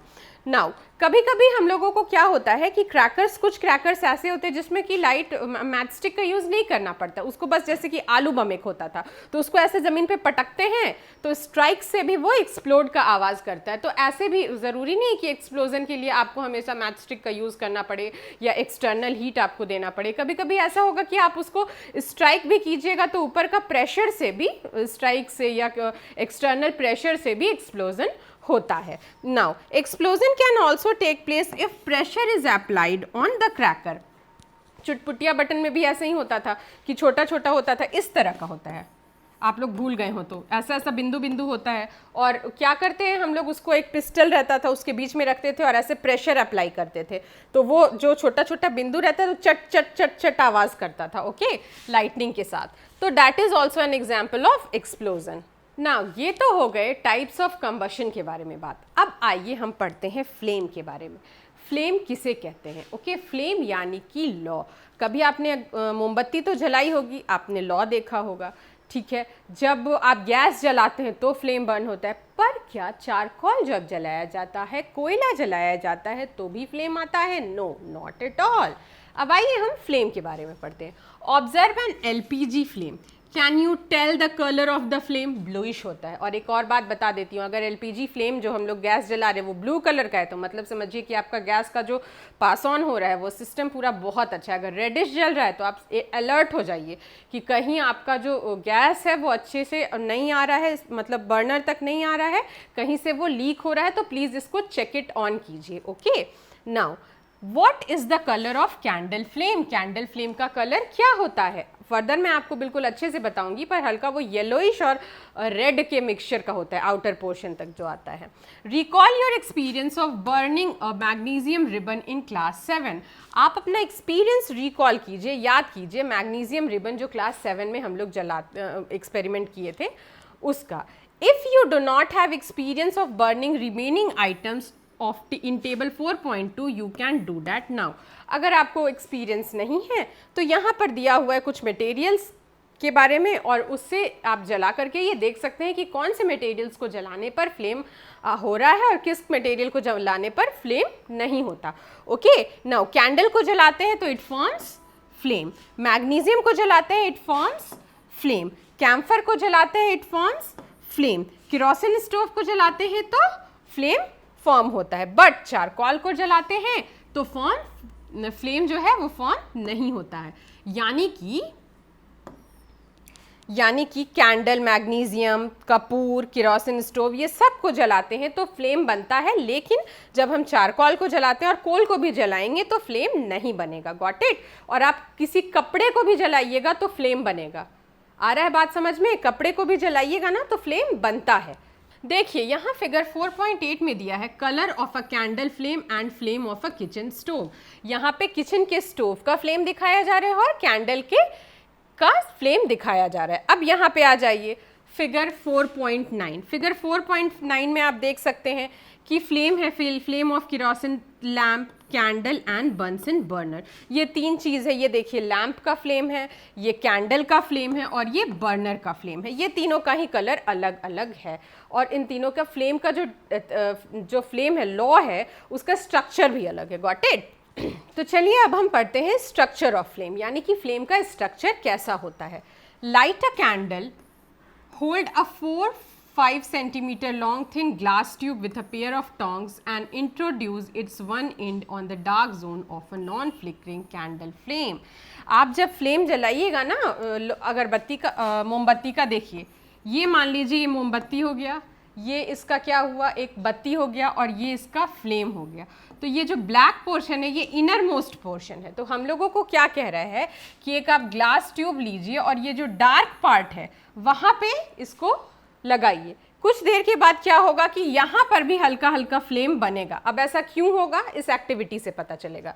Okay, bring a lighted match stick near the other end of the glass tube. एक मैच स्टिक लाइए other end of the glass tube पे, ठीक है। Do you see a flame caught at this end of the glass tube after a while. कुछ देर के बाद क्या होगा कि इस ग्लास ट्यूब के जो लास्ट एंड है इस पे भी फ्लेम बनेगा। If so what it is that produces a flame. क्या है ऐसा जिससे कि इस तरफ भी फ्लेम बन रहा है। हमने कैंडल जलाया, फिर मैं रिपीट कर रही हूँ, ध्यान से सुनिएगा। एक ग्लास ट्यूब लेना है, उसका एक एंड को कैंडल के उस पोर्शन में, एकदम इनर मोस्ट जो पोर्शन होता है जहाँ ब्लैक ब्लैक होता है, जिसके बत्ती के पास बिल्कुल, ठीक है, वहाँ रख देना है। थोड़ी देर के बाद देखिएगा कि ये ग्लास ट्यूब का जो नेक्स्ट वाला एंड है यहाँ पर भी हल्का सा फ्लेम डेवलप हो जाएगा जब आप मैच स्टिक्स लेकर के आइएगा। तो ऐसा क्यों होता है? इसलिए होता है क्योंकि जो हल्का मेल्टेड वैक्स होता है वो यहाँ तक पहुँचता है, ओके, और फिर यहाँ पर भी आपका वो फ्लेम को है डेवलप कर देता है, फ्लेम को बना देता है। मतलब कि जब यहाँ पर भी आप मैच स्टिक लगाइएगा तो क्योंकि वैक्स से उसका वेपर्स जा रहा है यहाँ पे, तो ये आग पकड़ लेगा। Okay, notice that the wax near the heated wick melts quickly. और आप ये नोटिस कीजिएगा कि लॉक, मतलब ये जो इसका बत्ती है इसके पास का जो वैक्स है वो बहुत ही जल्दी मेल्ट कर जा रहा है, पिघल जा रहा है। Got it? ये अभी मैंने जो एक्सपेरिमेंट आप लोगों को समझाया है उसका फिगर आप देख सकते हैं। The substance which vaporise during burning gives flame. For example kerosene oil, molten wax rise through the wick and are vaporise during the burning and forms flame. ऐसी चीज़ें जो वेपोराइज होती हैं वो फ्लेम डेवलप करती हैं, ठीक है। ऐसी चीज़ें जो बनने पे, जलने पे फ्लेम जो जलने पे वेपराइज नहीं होती हैं वो फ्लेम डेवलप नहीं करती हैं। Got it. Charcoal on the other hand does not vaporise and so does not produces flame. इसीलिए चारकोल फ्लेम डेवलप नहीं करता है क्योंकि वो उसको जलाने पे वो वेपराइज नहीं होता है। ऑन द अदर हैंड जो वैक्स होता है वो वेपराइज होता है, केरोसिन ऑयल जो होता है वो वेपराइज होता है। इसीलिए केरोसिन ऑयल का हम लोग लैंप जलाते थे। आजकल तो इन्वर्टर बहुत ज़्यादा यूज़ में है तो लैंप तो लोग भूल ही गए होंगे, बट याद कीजिए वो टाइम जब हम लैंप में पढ़ा करते थे। Okay, could the vapours of the wax coming out of the glass tube cause the flame produced. अब आपको समझ में आ रहा होगा इस एक्सपेरिमेंट में जो आप लोगों ने देखा था ना कि एक ग्लास ट्यूब था और उसके लास्ट एंड पे भी फ्लेम डेवलप कर रहा था क्योंकि वैक्स डेवलप करके यहाँ तक आ रहा था। उसके बाद फिर ये यहाँ लास्ट का एंड में भी वो जो वेपराइज्ड जो वैक्स था वो फ्लेम को जलने में हेल्प आउट कर रहा था। इसीलिए एक एंड को हम रख रहे थे मोमबत्ती के मतलब इनर मोस्ट पार्ट में, तो उसका जो लास्ट वाला एंड था उससे भी थोड़ा सा फ्लेम निकल रहा था। Got it. नाउ अब हम एक एक्सपेरिमेंट और करते हैं। ये देखिए एक फिगर देखिए, figure 4.11। When the candle flame is steady, steady का मतलब होता है एकदम constant, जब कैंडल जो है बिल्कुल अच्छे से जल रहा हो। Introduce a clean glass plate, slide into the luminous zone of the flame. Okay, luminous मतलब जहाँ ब्राइट, जहाँ एकदम पीला होता है। ओके, ब्राइट ग्लोइंग पार्ट जहाँ होता है वहाँ पर एक ग्लास को लेकर के जाइए और ऐसे जैसे रखा हुआ है ना चिमटी से पकड़ के वैसे रख दीजिए। कुछ देर के बाद क्या होगा, वहाँ पे सर्कल हो जाएगा, काला सा सर्कल देख रहे हैं यहाँ पे बन गया है। Hold it with a pair of tongs about 10 seconds, then remove it. What do you observe? Okay, आपने क्या ऑब्जर्व किया जब आप ग्लास प्लेट रखते हैं तो? A circular blackish ring is formed on the glass plate slide. It indicates the dip. So what you will see, आपको क्या करना है, चिमटे से एक ग्लास प्लेट को एक जो हमारा कैंडल होता है, कैंडल का जो ल्यूमिनियस पार्ट होता है यानी कि जहाँ पे ब्राइट येलो कलर का लाइट जल रहा है वहाँ पे उसको रख देना है। ठीक है, इस फिगर में आप देख सकते हैं इस तरह से। देखिए रख दिए हैं। 10 सेकेंड के बाद क्या होगा, 10 सेकेंड के बाद क्या होगा, इस पर ब्लैकिश जो है सो एक सर्कल बन जाएगा। अब ये ब्लैकिश सर्कल किस चीज़ का है, ये अनबर्न्ड पार्ट ऑफ कार्बन है। ये जो ब्लैकिश सर्कल है ना, ये unburnt part of carbon particles है present in the luminous zone of the flame. यानी कि हम इसको क्या कर रहे हैं, ल्यूमिनियस पार्ट पे रख रहे हैं तो कार्बन का एक काला सा धब्बा उस ग्लास के प्लेट पे बन जा रहा है। ठीक है, ये क्या शो करता है कि कंबशन ल्यूमिनियस पोर्शन में, फ्लेम के ल्यूमिनियस पोर्शन में जो कंबशन है वो कंप्लीटली नहीं हो रहा है। अगर कंप्लीटली होता तो क्या हम लोगों को अनबर्न पार्ट ऑफ कार्बन मिलता वहाँ पे, नहीं। ओके, तो इस बात को आप याद रखिएगा। ये एक्सपेरिमेंट इसी चीज़ को स्टेट आउट करने के लिए था। Hold a thin long copper wire just inside the non-luminous zone of the flame for about 30 seconds as shown in figure 4.12। देखिए एक थिन कॉपर जो है सो आपका डंटी टाइप का है, वायर है, इसको क्या कीजिए चिमटे से पकड़ करके ये जो नॉन ल्यूमिनियस जोन है, जो आउटर मोस्ट पार्ट है फ्लेम का, यहाँ पे इसको रखिए। यहाँ पे जो नॉन ल्यूमिनियस जोन है, ठीक है, outer most part of the flame, वहाँ रखिए 30 सेकेंड्स तक। आपको क्या होगा आपके साथ जब आप ऐसा करेंगे तो what will happen? Notice that the portion of the copper wire just outside the flame gets red hot.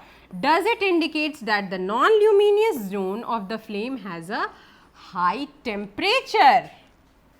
Has a high temperature. In fact, this part of the flame is the hottest part.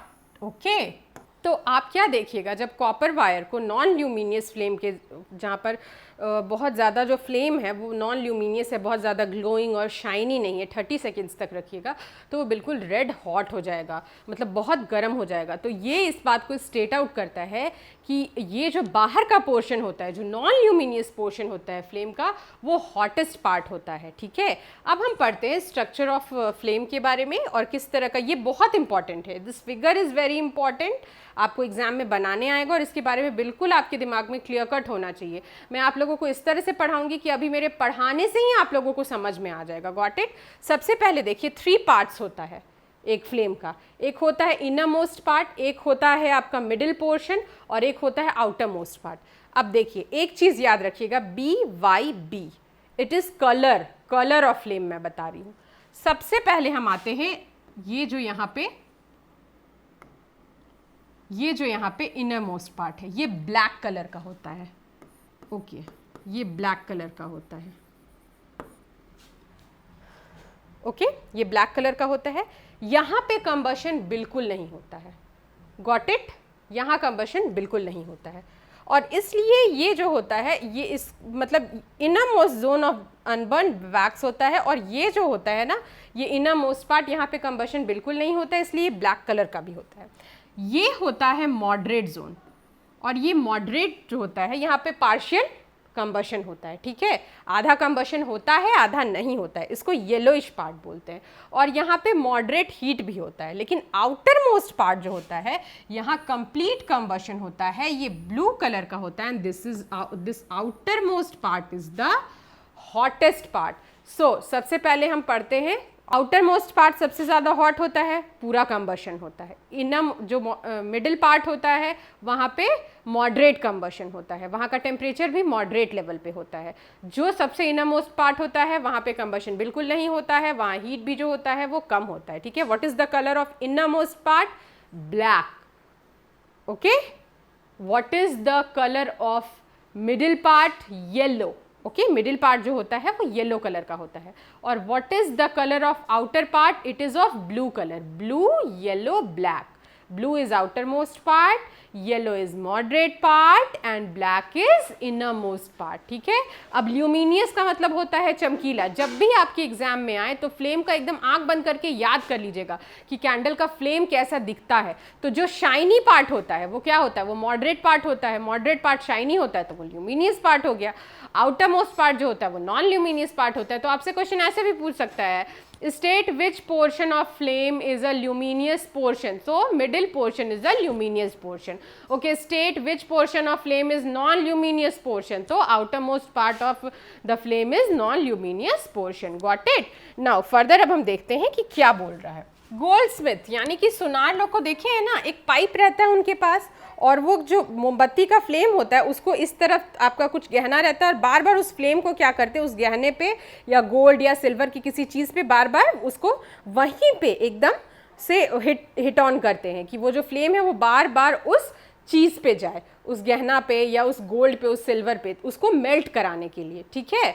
तो इसलिए करते हैं क्योंकि जो temperature होता है आपका, melting temperature होता है, मेल्टिंग पॉइंट होता है आपके गोल्ड का, सिल्वर का, वो बहुत ज़्यादा हाई होता है। इसीलिए हम लोग फ्लेम का जो हॉटेस्ट पार्ट होता है उसका यूज़ करते हैं उसको गलाने में। Goldsmith blows the outermost zone of flame with a metallic blowpipe for melting gold and silver. Why do they use the outermost zone of the flame? ये क्वेश्चन पूछ सकता है कि why the goldsmith use the outermost zone of the flame for melting gold and silver? They do so because the outermost portion of a flame is the have the highest temperature, okay, and it is the hottest part of the flame. ये सबसे ज़्यादा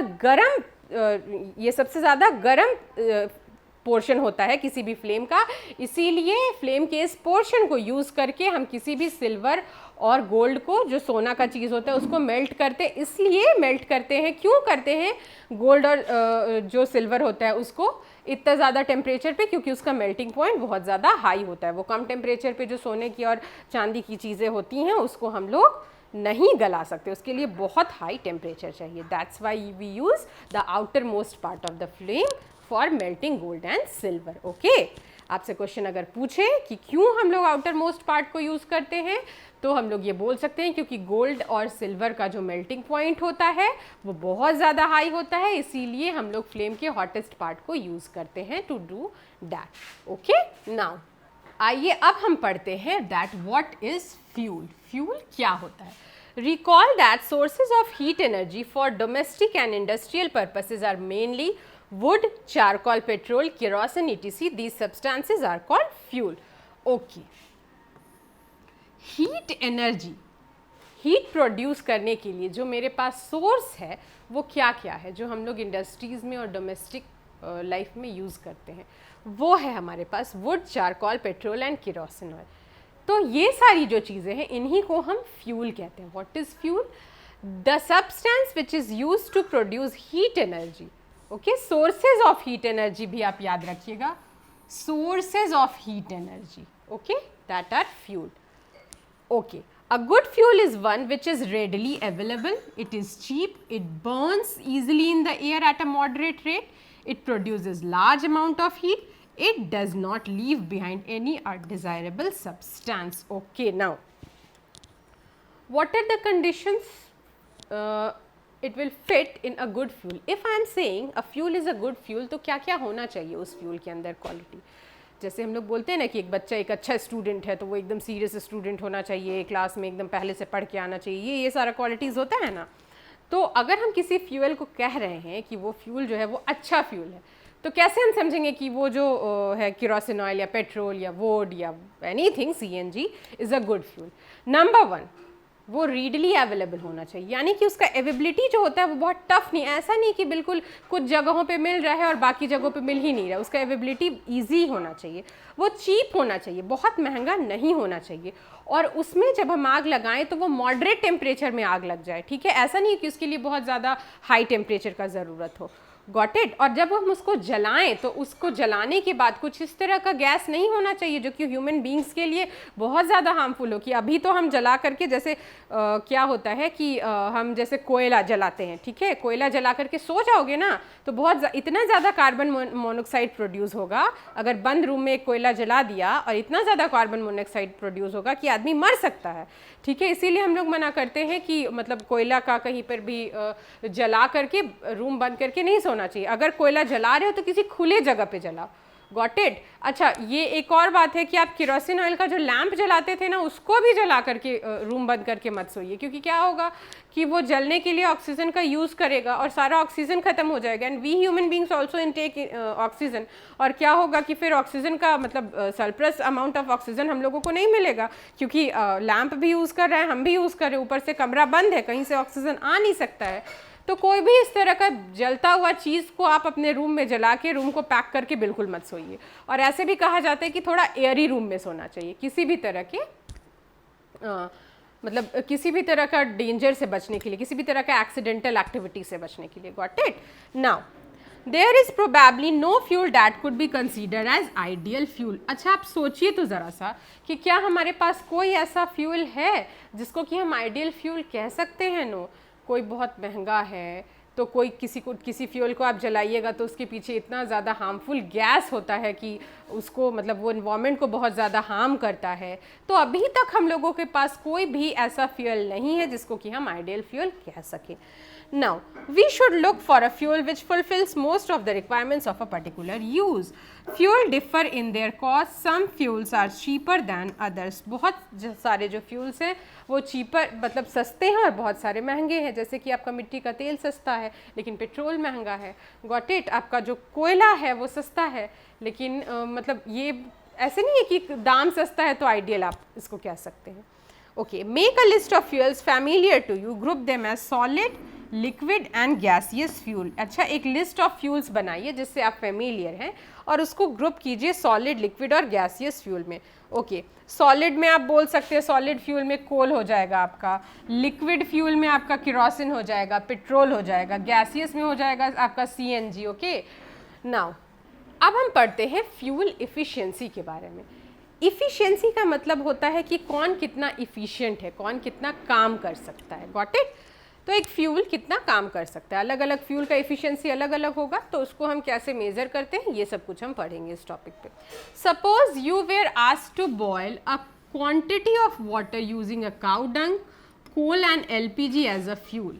विच fuel would you prefer? Give your reason and you may take the help of your parents. Does these three fuels produce the same amount of heat? मान लीजिए आपको एक glass पानी गर्म करना है। ओके, अब आपको कहते हैं मतलब आपको चॉइस दिया गया है, आप गाय का गोबर भी यूज़ कर सकते हैं, कोल भी यूज़ कर सकते हैं, LPG भी यूज़ कर सकते हैं। आई विल यूज़ LPG क्योंकि जल्दी से गर्म हो जाए, मेरा काम खत्म हो। Okay, now you may take the help of your parents. आपका कुछ और भी आप यूज़ कर सकते हैं, आप काउडंग भी यूज़ कर सकते हैं, आप इन्वायरमेंटल फ्रेंडली हैं तो आप सोचिएगा कि काउडंग यूज़ करेंगे तो वो तो इनॉर्मस अमाउंट में है। ओके, और वो अनलिमिटेड है, लिमिटेड नहीं है। बट आपका जो कोयला है और LPG है वो लिमिटेड है, but I will use LPG। Okay, आप अपना रीज़न दे सकते हैं। Got it? The amount of heat energy produced on a complete combustion of 1 kg of a fuel is called calorific value. अच्छा, अब कौन सा फ्यूल कितना इफिशिएंट है ये हम कैसे पता करेंगे? ये हम पता करते हैं कैलोरीफिक वैल्यू से। Now what is the this calorific value, what is the definition of calorific value? अगर क्वेश्चन आए कि कैलोरीफिक वैल्यू किसे कहते हैं, तो 1 kg फ्यूल को जलाने पे जितना हीट एनर्जी प्रोड्यूस होगा, मान लीजिए हम 1 kg एलपीजी को जलाते हैं तो कितना हीट प्रोड्यूस हुआ, 1 kg गोबर को जलाते हैं तो कितना हीट प्रोड्यूस हुआ। तो ये जो हमारा मेजरमेंट है इसी को हम कैलोरीफिक वैल्यू कहते हैं, यानी 1 kg फ्यूल को जलाने पे जो एनर्जी हीट एनर्जी जितना प्रोड्यूस होगा उसको हम कैलोरीफिक वैल्यू कहेंगे। The calorific value of a fuel is expressed in a unit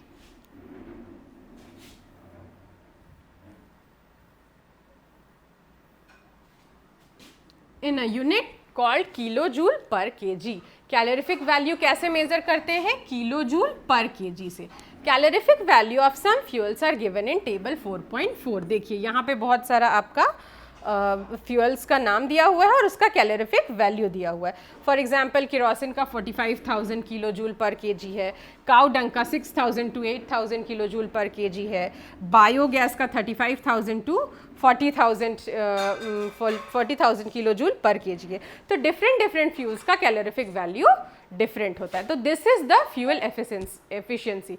how, question can be asked, how you will come to know that which fuel is more efficient? तो जिसका calorific value high होगा वो ज़्यादा efficient होगा, ठीक है। इसी से ना पता करेंगे हम, इसीलिए ना कैलोरीफिक वैल्यू बनाया गया है कि 1 kg ऑफ फ्यूल को जब हम बर्न करते हैं, what is calorific value? Again I am saying, दिमाग में एकदम आपके फिट होना चाहिए, हम टर्म यूज कर रहे हैं। तो कैलोरीफिक वैल्यू किसे कहते हैं? जब 1 kg ऑफ फ्यूल को बर्न करने से जितना हीट एनर्जी प्रोड्यूस होगा that is the calorific value. 1 kg fuel को जब हम बर्न करेंगे तो जितना हीट एनर्जी प्रोड्यूस होगा that is the calorific value of that fuel. Okay, मान लीजिए कि हम 1 kg काउ डंग केक को हम बर्न किए तो उससे मेरा 6,000 kilo joule per KG heat produce हुआ। ओके, वहीं पे हम पेट्रोल को अगर हम बर्न किए तो 45,000 kilo joule per KG heat produce हुआ। तो किसका इफिशियंसी ज़्यादा है? कौन ज़्यादा हीट प्रोड्यूस कर सकता है? Of course petrol. Now okay, fuels को तो हम लोग जला लिए, ठीक है, जल गया फ्यूल, सब कुछ हो गया, लेकिन फ्यूल को जलाने के बाद क्या हार्मफुल प्रोडक्ट्स जो होता है वो हम लोग पीछे छोड़ देते हैं। किसी चीज़ को जलाएं, यूज़ किए, वेल एंड गुड, हमने अपना काम कर लिया, लेकिन जलाने के बाद इन्वायरमेंट को क्या नुकसान हुआ, आइए इसके बारे में जानते हैं। Burning of fuels leads to harmful products. The increasing fuel consumption has harmful effects in the environment. जो हम लोग का फ्यूल का कंजम्पशन है, जो इतना हम लोग फ्यूल जला रहे हैं, फ्यूल को कंज्यूम कर रहे हैं, तो ये अपने पीछे बहुत सारे हार्मफुल गैसेस को छोड़ता है जिसकी वजह से इन्वायरमेंट हैम्पर होता है। आइए इसके बारे में पढ़ते हैं। Carbon fuels like wood, coal, petroleum release unburned carbon particles. Okay, carbon particles. These fine particles are dangerous pollutants causing respiratory disease such as asthma. Okay, जो हमारा कार्बन फ्यूल्स है जैसे वुड, कोल, पेट्रोलियम, ये unburned carbon particles को release करता है जिससे कि रेस्पिरेटरी डिजीजेज, अस्थमा वगैरह होने का बहुत ज़्यादा प्रॉब्लम होता है। That is the reason why कि पेट्रोल्स में क्या होता है, क्योंकि रात भर गाड़ियाँ चलती रहती हैं, पेट्रोल जो होता है धुआं छोड़ता है, अनबर्न्ड कार्बन पार्टिकल्स इन्वायरमेंट में फैला रहता है और वहाँ पे बहुत बीमारी होता है। और जब आप सुबह उठिएगा ना तो आपको अच्छा नहीं लगेगा, यहाँ नाक के पास भी आपको गरम गरम गरम गरम शॉर्ट ऑफ फील होगा। Got it? Now for centuries wood was used for domestic and industrial fuel, but now it has been replaced by coal and other fuels like LPG.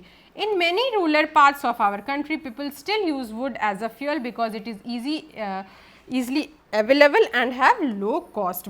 पहले हम लोग wood को यूज़ करते थे खाना बनाने के लिए, लेकिन अब उसको LPG से रिप्लेस कर दिए हैं। लेकिन अभी भी गांव में बहुत जगह पे हम लोग लकड़ी का चूल्हा जलाते हैं, ठीक है, क्योंकि वो इजीली मिल जाता है। एक तो लकड़ी का अगर आप चूल्हा जलाइएगा तो लकड़ी को बहुत धड़ेले से काटिएगा, क्योंकि आपको रोज़ 3 टाइम खाना बनाना है तो आपको बहुत ज़्यादा लकड़ियों का ज़रूरत पड़ेगा, ठीक है। तो इससे आपका जो डिफॉरेस्टेशन होगा, जो मतलब आप फॉरेस्ट को काटिएगा वो बहुत ज़्यादा होगा उसका स्पीड, तो हमारा फॉरेस्ट जो है ना वो बिल्कुल से मतलब बिल्कुल से गायब हो जाएगा। तो एक तो इसको स्टॉप करने का ज़रूरत है। दैट इज़ वाई प्रधानमंत्री जो एक योजना चलाए हैं ना कि गांव-गांव में गैस सिलेंडर का, वो। दूसरी बात है कि जब हम लकड़ियों को जलाते तो इतना धुआं होता है, इतना धुआं होता है कि वो आंखों के लिए भी अच्छा नहीं होता है। और कितने लोगों के घर में क्या होता है कि प्रॉपर वेंटिलेशन नहीं होता है, तो वो धुआं घर ही में रह जाता है और लोग धुएं के अंदर रहते हैं, तो रेस्पिरेटरी डिजीज़ भी जो होता है वो लोगों को डेवलप करता है। और छोटे बच्चे हैं तो वो मतलब रोते रहते हैं और उनके साथ तो और भी बहुत ज़्यादा प्रॉब्लम होता है। Got it now? However, burning of wood gives a lot of smoke which is very harmful for human beings. It causes respiratory problem. Also, trees provide us with useful substance which are lost when the wood is used as a fuel. Moreover, cutting of trees leads to deforestation which is quite harmful to the environment as you learned in class 7. मैंने आप लोगों को पहले ही बताया कि अगर हम लोग wood पे लकड़ी पे खाना बनाएंगे तो डिफॉरेस्टेशन का रेट बहुत हाई हो जाएगा और पेड़ से जो हम लोगों को यूज़फुल सब्सटेंस मिलते हैं वो नहीं मिलेंगे। दूसरा कि इससे ग्लोबल वार्मिंग भी होगा और बहुत सारा इन्वायरमेंट को हार्म होगा जिसके लिए हम बॉदर करना पड़ेगा हम लोगों को। So better we should not use wood for cooking foods. Now second point, incomplete combustion of these fuels gives carbon monoxide gas. It is very poisonous gas. It is dangerous to burn coal in a closed room. The carbon monoxide gas produced can kill person sleeping in the room. मैंने आप लोगों को पहले ही बताया जो incomplete combustion होता है कोल का वो क्या करता है कि कार्बन मोनोक्साइड गैस छोड़ता है, ठीक है, जिससे कि इंसान मर भी सकते हैं। अगर किसी एक रूम में एक इंसान सो रहा है और वहीं आप कोल जला दीजिए तो कार्बन मोनोक्साइड प्रोड्यूस होगा और अगर वो बाहर नहीं जा पाया, रूम क्लोज है, तो वो मर भी सकता है। Okay, oh, so that is why we are advise never to sleep in a room with burning or smouldering coal fire in it. ऐसे रूम में नहीं सोना चाहिए जो रूम बंद हो और वहाँ पर कोयला चल रहा हो। क्यों? क्योंकि कार्बन मोनोक्साइड गैस प्रोड्यूस होगा इनकम्प्लीट कंबशन ऑफ कोल की वजह से और जिससे कि हम लोगों को घुटन होगा और घुटन से हम लोग मर जाएंगे। Got it? So question can be asked why it is advise to not sleep in a closed room with burning coal in it. So what will be the answer? Because incomplete combustion of coal produces carbon monoxide gas which is harmful for human beings. Okay? Now, combustion of most fuel releases carbon dioxide in environment. बहुत सारा fuel जो हम जलाते हैं उससे carbon dioxide release होता है। Increased concentration of carbon dioxide in the air is believed to cause global warming. ठीक है, जब हम बहुत सारा मतलब पेट्रोल हुआ, डीजल हुआ, ये सब भी जब हम लोग जलाते हैं तो क्या होता है कि कार्बन डाइऑक्साइड प्रोड्यूस होता है। कार्बन डाइऑक्साइड के प्रोड्यूस होने से जो हमारा टेम्परेचर है इन्वायरमेंट का वो बहुत ज़्यादा राइज करता है, जिसकी वजह से जो आइस है मतलब जो अंटार्कटिका वगैरह ये सब में आइस है, पूरा धरती गर्म हो रहा है तो आइस जो है वो पिघलेगा तो क्या होगा, वाटर लेवल राइज करेगा तो फ्लड आएगा। Got it? फ्लड आएगा तो क्या होगा, हमारा जो रहने का लैंड है वो डूबने लगेगा, तो रहेंगे कहाँ, मर जाएंगे। Got it? तो ग्लोबल वार्मिंग को भी ये बढ़ाता है।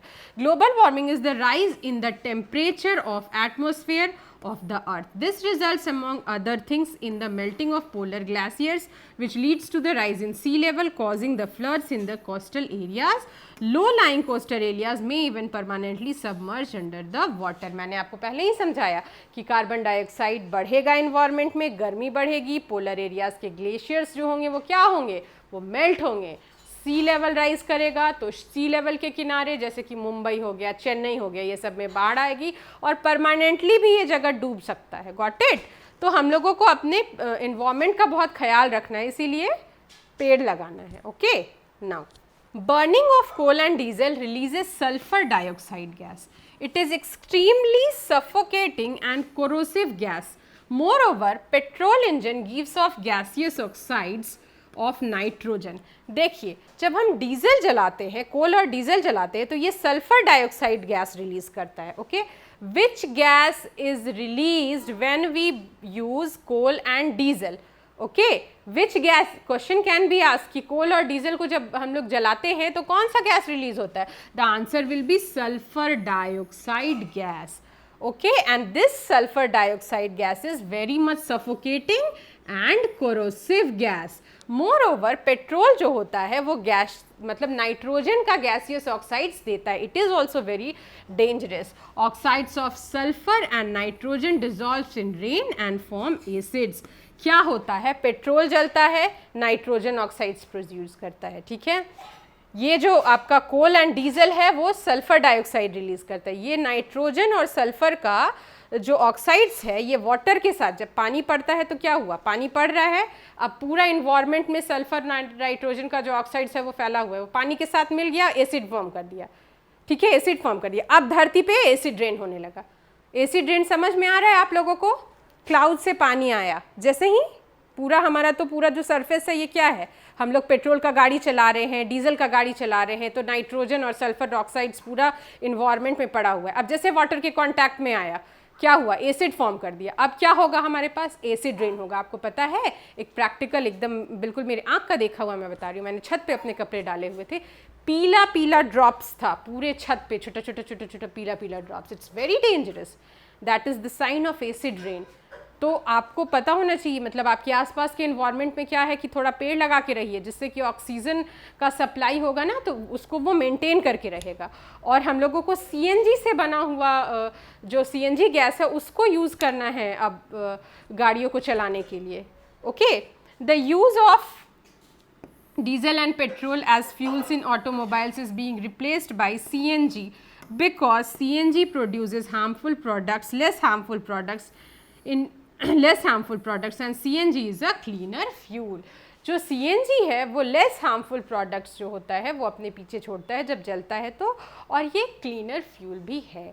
Okay, acid rain is very important। आपको पता चल गया कि acid rain कैसे होता है, how acid rain is caused, you will answer it. This is the end of the chapter. I hope कि आप लोगों को अच्छा लगा होगा। Please comment box में लिख के ज़रूर बताइए कि where I am lacking and whatever it is, और मेरा क्लास आप लोगों को कैसा लगा।